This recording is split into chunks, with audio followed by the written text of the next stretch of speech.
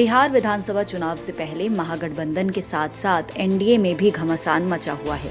लोक जनशक्ति पार्टी ने मुख्यमंत्री नीतीश कुमार के खिलाफ मोर्चा खोल दिया है, जिसके कारण जदयू उसका विकल्प ढूंढ रही है। दरअसल पिछले कुछ दिनों से जदयू और एलजेपी के बीच ठनी हुई है। बिहार में लोजपा की कमान केंद्रीय मंत्री रामविलास पासवान के बेटे चिराग पासवान के हाथों में है। चिराग पासवान बिहार विधानसभा चुनाव के लिए रणनीति बना रहे हैं। उन्हें विधानसभा चुनाव में ज्यादा सीटें चाहिए। इसके लिए उन्होंने भाजपा और जदयू के ऊपर दबाव बनाना शुरू कर दिया है। पिछले दिनों उन्होंने सुशासन बाबू नीतीश कुमार के ऊपर सवाल उठाया। लोजपा अध्यक्ष चिराग पासवान ने कोरोना संक्रमण से निपटने को लेकर नीतीश कुमार की आलोचना की। कोटा से बच्चों को वापस लाने की बात हो या फिर प्रवासी श्रमिकों का मुद्दा, चिराग पासवान ने इस मामले में नीतीश कुमार की आलोचना करके विपक्ष की भूमिका निभाई।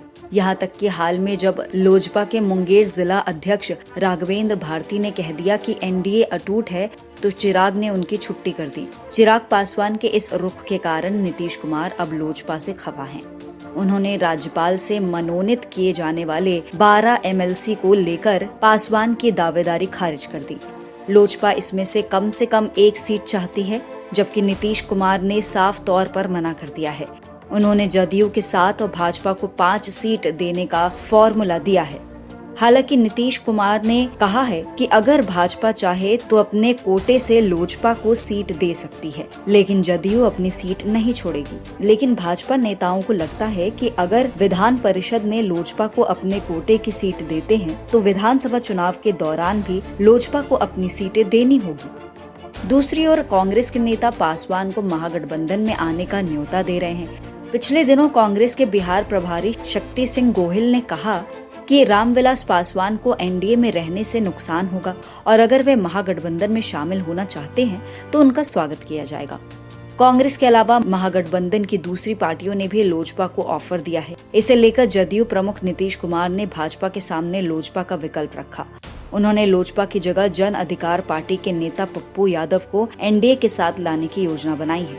जन अधिकार पार्टी के नेता पप्पू यादव 4 बार सांसद रह चुके हैं। उनकी पत्नी रंजीता रंजन कांग्रेस की सांसद रही हैं।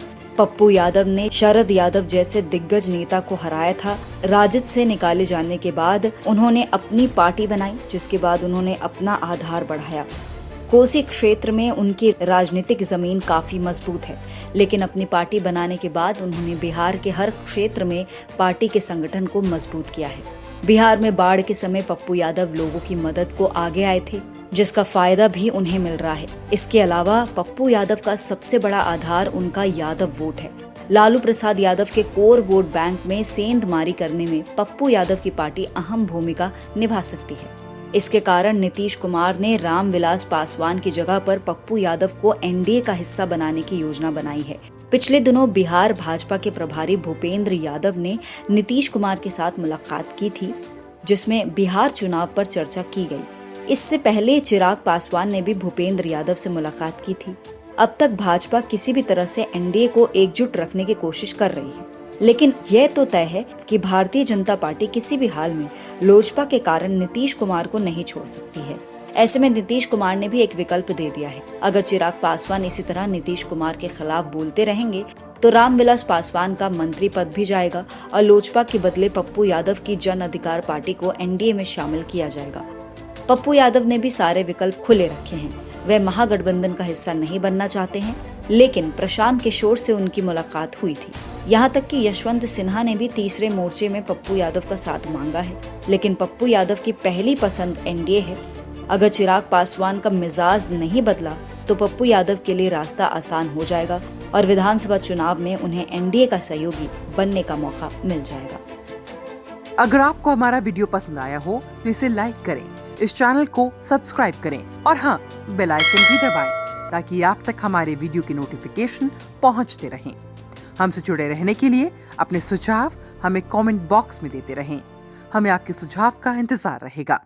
हमारे साथ जुड़ने के लिए धन्यवाद।